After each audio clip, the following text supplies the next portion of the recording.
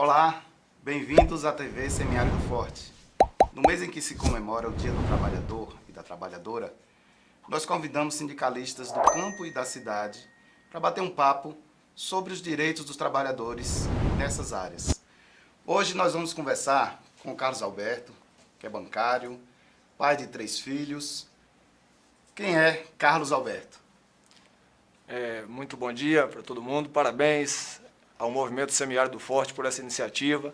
No mês que se comemora o Dia dos Trabalhadores pelo mundo todo, vocês trazerem essa iniciativa é fundamental para que a população entenda que o movimento está interagindo com a luta dos trabalhadores.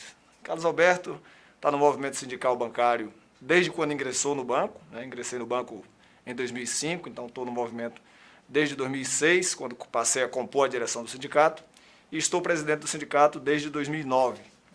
Como você bem lembrou, tenho 3 filhos, sou casado, estudante de Direito da UNEB, do Campus 4, em Jacobina, mas sou egresso da UNEB, onde lá no movimento estudantil militamos inclusive juntos, diretório acadêmico, lá no curso de Pedagogia da UNEB aqui em Irecê.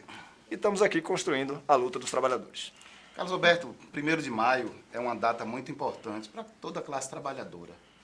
Uma data onde se comemora e também se protesta em busca de direitos. O que é que representa essa data para essa classe? É importante sempre fazer um resgate histórico do que é o 1º de maio, do que é o Maio dos Trabalhadores. Essa data é marcada lá em Chicago, 1886, portanto, final lá do século XIX, quando os trabalhadores americanos na cidade de Chicago fizeram protestos pela redução da jornada de trabalho. Anote, a jornada de trabalho em 1886, 17 horas por dia. Quase um século depois do início da Revolução Industrial, ainda se falava em jornadas estafantes de 14, 15, 16, 17 horas. Então, esse protesto lá no final do século XIX marca a luta dos trabalhadores morreram, trabalhadores foram presos, e de lá para cá, essa data ficou marcada praticamente no mundo inteiro. Agora, chama a atenção uma peculiaridade. Os americanos, que deram início a esse movimento lá em Chicago, não comemoram o 1º de maio como Dia do Trabalhador. Na verdade, essa data é comemorada nos Estados Unidos em setembro, assim como é na Nova Zelândia e em outros países do mundo. Mas, especificamente nos Estados Unidos, chama a atenção o fato de que eles passaram a comemorar em setembro para não associar aquela luta do 1º de maio como uma luta socialista. Então, isso chama a atenção essa peculiaridade do 1º de maio. Então, de lá para cá, no mundo inteiro se comemora essa data e é fundamental que os trabalhadores continuem mantendo viva essa esperança de luta dos 1º de maio, que é feriado na maior parte do mundo, inclusive aqui no Brasil, mas que esse ano, desde o ano passado, em função da pandemia, os trabalhadores, como toda a sociedade, têm tido limitações nas comemorações dessa data, mas as entidades sindicais não deixarão passar em branco essa data e certamente farão atos virtuais com comemorações. No passado, todo mundo acompanhava, as centrais sindicais faziam grandes comemorações, especialmente em São Paulo, lá no Largo do Batata, no Anhangabaú, aqui na Bahia, em Salvador principalmente, aqui no interior do estado. Quantas vezes os sindicatos bancários, comerciários, o movimento rural foi às ruas para destacar o 1º de maio, o 2 de julho, essas datas históricas das lutas dos trabalhadores, mas o 1º de maio a gente sempre fez questão de enfatizar, por ser essa data histórica para a classe trabalhadora, e certamente agora, no mês de maio, nós faremos grandes atividades virtuais em função da situação da pandemia, mas não podemos deixar passar incólume essas comemorações. Os sindicatos bancários ele é histórico, em todas essas manifestações. Carlos, a gente passou recentemente por 2 reformas que atingem de cheio a classe trabalhadora. A reforma trabalhista e a reforma da Previdência. Falando especificamente da reforma trabalhista, o que se prometia que ia criar mais empregos, e a gente vê o contrário, vê que criaram empregos, mas subempregos, empregos precarizados. Como é que você vê essa situação? Eu tenho uma mania muito grave, pelo fato de ser licenciado em História, de fazer sempre recortes históricos das lutas dos trabalhadores e essas lutas que culminaram com leis e que resultaram nessa reforma trabalhista, a Lei 13.467 de 2017, que passou a vigorar no dia 11 de novembro daquele ano. Mas aqui no Brasil, em que pese a CLT, a consolidação das leis do trabalho, só ter sido aprovada em 1943, ainda no governo do Getúlio Vargas, que depois ficou popularmente conhecido como o pai dos pobres, Mas isso, a chegada da CLT não foi tirado da cabeça do Getúlio no estalar de dedos. É fruto de muita luta dos trabalhadores, principalmente as grandes greves do início do século XX, lá em 1917, uma grande greve geral, 1920. No Brasil, leis que defendem a classe trabalhadora vêm desde a República, lá, ainda com o Marechal Deodoro, as crianças foram proibidas, crianças abaixo de 12 anos, ficaram proibidas. Foi a primeira lei trabalhista que se tem notícia aqui na história do Brasil, mas em 1907, já com Afonso Pena, presidente da República, foram autorizados a criação dos sindicatos urbanos, né? Os sindicatos rurais são mais adiante. Então, as greves de 17, de 20, culminaram lá adiante, né, 20 e 30 anos depois, com a consolidação das leis do trabalho, que vigorou com o seu modelo até a Constituição de 88, foi praticamente toda recepcionada pela Constituição de 1988, mas para desagradável surpresa da classe trabalhadora, por mais que nós tivéssemos ido às ruas, aqui em Irecê fizemos grandes movimentos contra o que nós chamamos primeiro daquela PEC do fim do mundo, que congelou os gastos com saúde, educação, concurso público por 20 anos. Né? Primeiro nós protestamos duramente contra isso, protestamos duramente contra a reforma da Previdência e protestamos principalmente contra a reforma trabalhista, porque o movimento sindical dizia, e a história mostrou isso, a história está provando, né, que aquela precarização das leis do trabalho imposta pela Lei 13.467, a famigerada chamada reforma trabalhista, não ia gerar nenhum emprego no futuro, e a prova está aí. E quando gerou subempregos, trabalho intermitente. Olha, imagine um trabalhador ser convocado para trabalhar 3, 4 horas por dia, 2 ou 3 vezes por semana. Sequer vai ganhar metade de um salário mínimo, que já é pouco nesse país. As contas do Diese, o salário mínimo brasileiro devia ser de mais de R$ 4.500. Você tem um salário mínimo de R$ 1.100 e o trabalhador no trabalho intermitente, trabalhando 1 ou 2, 3 dias por semana, por mais que ele arrume 3, 4 empregos, o que é uma coisa impossível de se fazer no país, principalmente com a situação da pandemia, está precarizado e garantido na lei. Eles tiveram, os legisladores, a audácia, na linguagem popular, os deputados, né, e senadores, tiveram a audácia de permitir, com a reforma trabalhista, que as mulheres gestantes trabalhassem em ambiente insalubre. Foi obrigado as entidades sindicais provocarem o Supremo Tribunal Federal para que desse um basta, pelo menos nessa atrocidade, sem contar as outras tantas que estão intrínsecas dentro da reforma trabalhista. Então, nós protestamos duramente, fomos derrotados, mas a luta dos trabalhadores não para. Nós conseguimos retirar pontos ainda mais danosos aos trabalhadores naquele momento, mas, lamentavelmente, a reforma foi aprovada sob a égide de melhorar a geração de empregos, mas, na verdade, o que eles queriam realmente era fazer o que está acontecendo hoje no país, transformar bilionários em mais bilionários e aqueles que são milionários em bilionários. É o que a pandemia tem mostrado aí, já que mais de 60 brasileiros se tornaram bilionários durante a pandemia. Uma lástima. Carlos, nós esperamos que tenha muitos trabalhadores e trabalhadoras nos ouvindo nesse momento. E como é que você pode, por exemplo, explicar essa situação que o Brasil vive? Né? Que a gente tem uma classe trabalhadora que deveria ser dominante, né? Que o número de trabalhadores e trabalhadoras é muito grande, mas quando chega na hora da representação no Congresso, a gente não tem representantes suficientes para barrar esse tipo de medidas. Nós precisamos fazer um grande debate sobre isso com a população brasileira. Nós somos, como você bem lembrou, a ampla maioria da sociedade brasileira, homens e mulheres trabalhadores. E, no entanto, como costumo dizer que os 513 deputados é a casa do povo, é a casa que dá a ressonância, isso quando falo do Congresso Nacional, né, dos 81 senadores e dos 513 deputados.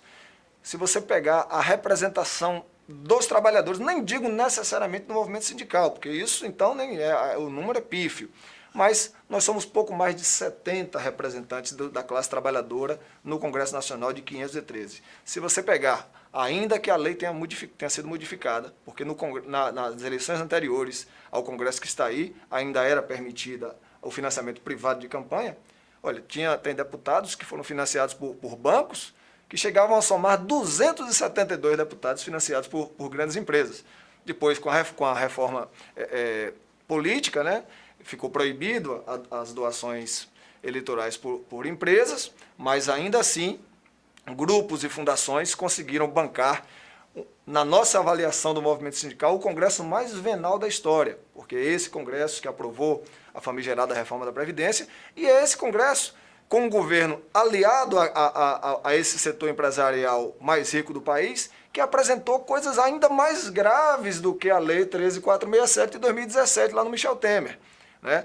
Apareceu, vocês certamente vão ter, se anunciou no início que vocês vão ter conversas com outros sindicalistas, dos comerciários, dos rurais, e eles certamente vão trazer aqui a medida provisória 905, da tal da carteira verde e amarela. Olha, deixar de pagar 8% da FGTS para pagar 2% da FGTS, deixar de ter contribuição previdenciária. Eu vejo memes na internet, o trabalhador lá, um esqueletinho lá, digitando porque não vai conseguir se aposentar, né? Vai estar lá já o cadáver trabalhando para poder chegar na aposentadoria. Então, certamente, esses demais sindicalistas que vão passar por aqui, por esse espaço tão importante, vão tratar também sobre isso, mas MP 905 foram 60 MPs em pouco mais de 2 meses. Dessas, mais de 17 tratavam especificamente sobre a situação dos trabalhadores do país, para precarizar ainda mais na política desse que eles chamam aí do posto Ipiranga, que é o ministro Paulo Guedes, de querer dizer à sociedade que para gerar emprego tinha que precarizar ainda mais, ou seja, sempre o lado mais fraco, que é o lado hipossuficiente da relação, que é o trabalhador, é que tem que pagar a conta. Então, nós precisamos continuar firmes. Eles deram uma grande rasteira nos sindicatos, tirando a possibilidade do financiamento do sindicato, ainda na reforma trabalhista, e isso enfraqueceu muitas entidades, mas o que nós temos no movimento sindical é honradez, capacidade de luta, e estamos sempre de cabeça erguida. Nunca nos curvamos, mesmo com as dificuldades todas que os sindicatos têm passado. Então nós vamos continuar insistindo para fazer transformações, inclusive na política. Transformações na política, nós estamos aí aproveitando o espaço da TV Semiárido Forte aqui para clamar aos trabalhadores que precisamos fazer transformações políticas, e transformação política precisa passar, primeiro, por transformar os espaços das câmaras de vereadores, das Assembleias Legislativas, do Congresso Nacional, tanto da Câmara dos Deputados quanto do Senado Federal, em espaço onde haja representação efetiva dos trabalhadores, como já tivemos no passado, não do tamanho que merecíamos e precisávamos, mas muito mais amplo do que temos hoje em dia. Então, o reflexo de tudo que nós estamos vivendo é fruto do que foi feito nas urnas, e isso nós precisamos consertar de forma urgente, e os trabalhadores são parte fundamental nesse processo. É demonstrar ao trabalhador que ele não precisa escolher entre o emprego e o direito, né, Carlos? Perfeitamente, perfeitamente. Carlos, antes de passar para tratar da classe que você representa, dos bancários, eu queria que você falasse um pouco de uma outra classe de trabalhadores que praticamente não tem representação sindical, que comumente a mídia grande está tratando como empreendedorismo, né, o que a gente sabe que é precarização de trabalho, que são os trabalhadores autônomos. Como é que você vê essa relação de trabalho, principalmente nesse momento de pandemia, para essa classe? Eu tenho ficado muito triste com a realidade vivida pelos trabalhadores informais. É muito cômodo a imprensa, setores da política, tratarem essas pessoas como empreendedores, quando o cara todo dia sai para trabalhar de manhã cedo e não tem certeza se vai conseguir levar o pão para sua família no final do dia. Então, o que tinha de alento para esse pessoal, principalmente agora durante essa pandemia, que já era para estar mais ou menos estagnada, mas lamentavelmente nós não temos vacina. Não preciso eu ficar aqui dizendo todo dia, como a população já sabe, de quem é a culpa de nós não termos vacina. Foram vacinas que foram dispensadas, compra de vacina que foram dispensadas, a pandemia tratada como gripezinha, e quem está pagando a conta disso, além da classe trabalhadora urbana e rural, que tem direitos ou assistência sindical, vem esses trabalhadores que você muito bem apontou, que são os trabalhadores informais. Ficaram o início da pandemia sem o auxílio, quando quiseram propor um auxílio para essa turma, era de R$200, o Congresso Nacional altivo foi lá e disse não, é 600, aprovou de R$600, pagou algumas parcelas, caiu para 300, agora caíram nesse 3 meses sem auxílio, quando começa a pagar agora R$150 para um trabalhador individual, eram 76 milhões recebendo auxílio na primeira leva, agora só são 40, né? Os valores extremamente reduzidos e o que você lê todo dia na imprensa, o que você ouve todo dia na imprensa, são QR Codes de campanhas televisivas ou de entidades pedindo financiamento para ajudar a sustentar essas famílias que não têm sequer o que comer. Então, é muito incômodo para nós do movimento sindical não vermos que associações, o que quer que seja, pudessem representar esse segmento tão importante e grande da sociedade. Quantos trabalhadores caíram na informalidade? Já eram milhões. E agora, com a pandemia, outros tantos foram vivenciar essa situação. Eu fico imaginando o Rio de Janeiro, que tem mais de 700 favelas. Olha, imagine isso. Aqui a gente no interior, cidades pequenas, Presidente Dutra, João Dourado, Ibaí, Lapão, Irecê, a solidariedade consegue ainda, né, fazer com que a gente se movimente, um movimento sindical, uma associação, um clube de serviço, o que quer que seja, para que a gente apazigue um pouco ali a situação, amenize, né, amenize um pouco a situação daqueles que estão passando fome com a doação disso, daquilo outro. Mas e os grandes centros, como ficam esses trabalhadores? Então, lamentavelmente, não são representados, né?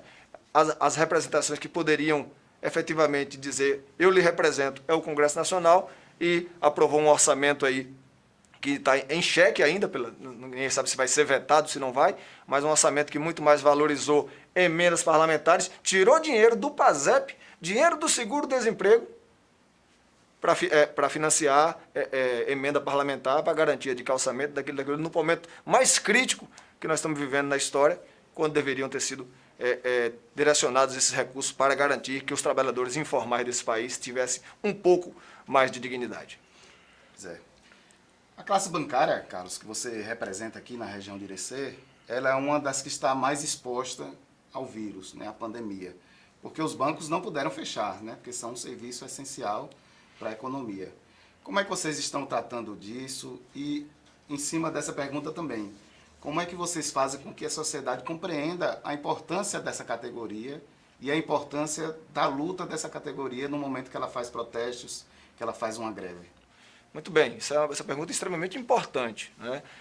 Os trabalhadores bancários do Brasil têm um acordo coletivo que é reconhecido mundialmente, inclusive pela Organização Internacional do Trabalho, que foi criada lá em 1917, né?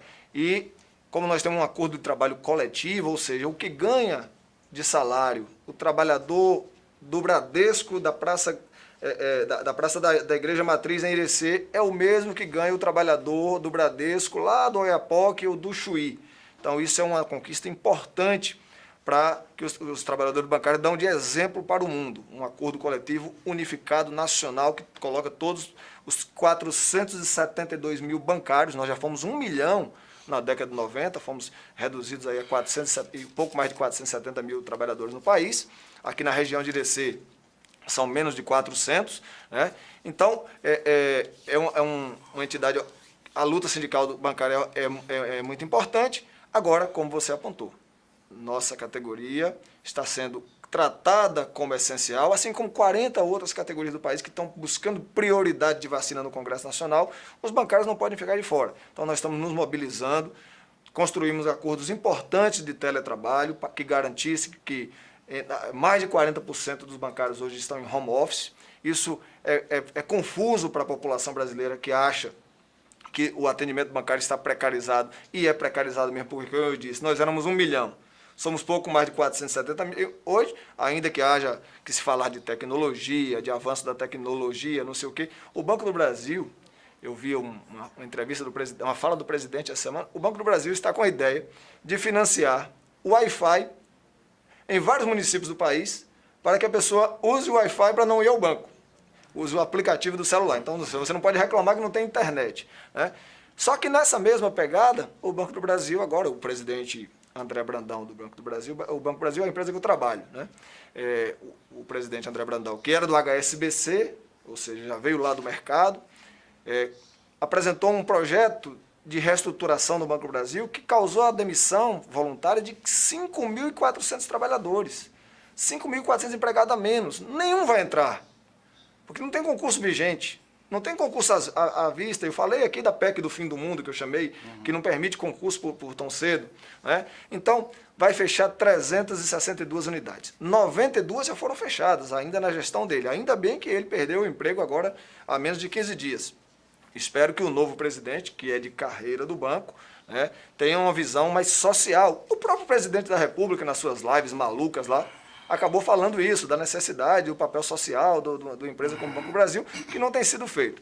De outra ponta, vem a situação dos colegas da Caixa Econômica. E isso eu queria fazer um destaque, porque não adianta ficar aqui dizendo que são heróis de crachá. Não é nada disso que nós estamos tratando. Nós estamos tratando de gente, de carne e osso, que não usa cueca por cima da calça e nem capa. Pelo contrário, estão expostos ao vírus todos os dias de trabalho, enfrentaram o auxílio emergencial. Todo mundo aqui de Irecê acompanhou o tamanho das filas quilométricas em frente à Caixa Econômica e essa turma estava lá, com dignidade, com altivez, trabalhando para garantir o pagamento e o sustento dessas famílias, cotidianamente trabalhando, inclusive aos sábados. A jornada dos bancários não inclui o sábado, inclusive aos sábados. E sendo, outro dia, no Recife, vi uma notícia, um rapaz foi lá buscar informação sobre o FGTS, porque a funcionária informou ele que não tinha nenhum dinheiro depositado no FGTS, ele esperou ela lá fora e esfaqueou com 4 facadas. Uma colega bancária da Caixa Econômica. Então, são expostos ao vírus, então nós estamos fazendo aí um grande movimento nacional por vacinar a nossa categoria. Isso não quer dizer que a gente quer furar fila, não é nada disso, a gente quer ser incluso nos grupos prioritários mais à frente, nas próximas fases. Porque, como a sociedade, a televisão, a imprensa, todo mundo está dizendo, somos essenciais. Então, se somos essenciais, precisamos ser tratados como tal, até para garantir a manutenção do pagamento do auxílio, que começou novamente agora, né? E apenas o aplicativo não é o suficiente, o aplicativo Caixa Tem não é o suficiente, então os colegas estão lá. Não é diferente com os colegas dos bancos privados, que também continuam trabalhando, ainda que a gente tenha conseguido acordos coletivos de teletrabalho, de home office e tal, mas aí, só para você ter uma ideia, no Bradesco, da agência Irecê, aí, durante o mês de abril, teve uma situação que a gente precisou ir lá protestar para fechar a agência, porque teve uma grande rodada de Covid lá, que contaminou colaboradores, bancários, 7, 8 pessoas, não sei quantas pessoas. Então, mostra que a exposição continua acontecendo e nós, do sindicato, vamos continuar insistindo, não só pela busca da vacina, somos contra esse projeto que foi aprovado na Câmara dos Deputados e está amarrado lá no Senado, e a gente espera que isso não vá adiante, que é essa coisa da privatização da vacina. O presidente da República diz, não, tem que deixar a empresa comprar vacina para a economia funcionar. Não, gente, tem que valorizar a vacina do SUS, até porque não tem vacina. Não tem vacina para comprar. Né? Não tem os governantes, o daqui perdeu o tempo da história para comprar vacina. Não comprou 76 milhões de doses que foram oferecidas em outubro. Então agora não tem vacina, muito mais para a empresa privada comprar. Então o que nós temos de luta para os bancários é nesse aspecto, de garantir que a gente seja incluído aí nos grupos prioritários mais adiante. Olha, Carlos, em seu nome eu quero agradecer profundamente a atuação, né, da classe bancária, que tem sido realmente muito importante durante essa pandemia, né? E para poder você fazer seu encerramento, Carlos, e fazer, né, seu agradecimento também, eu queria que você, como estudante de Direito, que você certamente está estudando também as relações de trabalho no Direito, que você falasse um pouco qual é a sua visão de futuro, tanto para a sua categoria, quanto para as relações de trabalho em si. Olha, nós estamos vivendo num país em que, por mais que se diga, é um ativismo judicial, lamentavelmente, nós temos que ter ocupado o tempo inteiro, e não só no nosso campo trabalhista, mas todo dia você vê o Supremo tomando decisões. Decisões aí, as mais polêmicas, eu não vou ficar aqui discutindo se libertação de ex-presidente, eu estou falando são dos mais diversos campos. CPI, impeachment, não sei o quê. Todo dia o Supremo, com a classe trabalhadora, não está sendo diferente, porque as leis, como foram aprovadas, trouxeram grandes prejuízos para a classe trabalhadora, grandes prejuízos. Foi uma reforma profunda na consolidação das leis do trabalho, a reforma trabalhista de 2017. E nós precisamos fazer frente para modificar isso, trazer, não é pedir direito demais, não, nós queremos o que é o justo. A classe trabalhadora bancária tem conseguiu em 31 de agosto, quando venceu a nossa convenção coletiva, fechar um acordo importante por 2 anos, que garantiu a manutenção de todos os direitos que nós tínhamos. E não é como alguns pensam, que é da década de 90, década de 80, o bancário ganha... Não, não. A média salarial dos bancários hoje é a média salarial do mercado mesmo, do mercado, né? Não é bancário rico como as pessoas imaginam, né? O bancário ingressa, só para você ter uma ideia, o bancário ingressa hoje no mercado de trabalho com salário de menos do que R$3.000. Né? Pode parecer muito, mas são 3 salários mínimos que você, um vendedor de determinados produtos, consegue amealhar sem grandes dificuldades. Então, não é uma categoria privilegiada, elitizada, como se considerava no passado. Então, nós temos uma grande dificuldade para enfrentar modificações legislativas. Afinal de contas, eu disse agora há pouco aqui, somos pouco mais de 70 representantes dos trabalhadores, né, no Congresso Nacional. Nas Assembleias Legislativas não é diferente. Nós achamos que precisamos fazer transformações pela política, e pela política nas câmaras de vereadores, nas Assembleias Legislativas, no Congresso Nacional. E eu acho que, já para finalizar, eu agradeço ao movimento Semiárido Forte, ao qual eu me agrego, porque acho que nosso semiárido pode sim realmente ser valorizado, e com certeza esse movimento pode fazer transformações também na política, que é o que eu defendo. Então, eu agradeço muito o espaço, espero que tenha vida longa ao movimento Semiárido Forte, vida longa à TV Semiárido Forte. Tenho certeza que durante esse mês de maio haverão entrevistas importantes aqui com figuras das mais diversas do movimento sindical, e espero que no mês de junho continue com outras pautas, mas sempre valorizando a política, ao contrário do que nós vivenciamos em 2018. Parabéns a vocês. Nós que agradecemos a presença aqui de Carlos Alberto, presidente do Sindicato dos Bancários de Recife Região. Fique ligado, na próxima semana nós vamos bater um papo com Rafael Siddhartha, que é presidente do Sindicato dos Comerciários de Recife Região.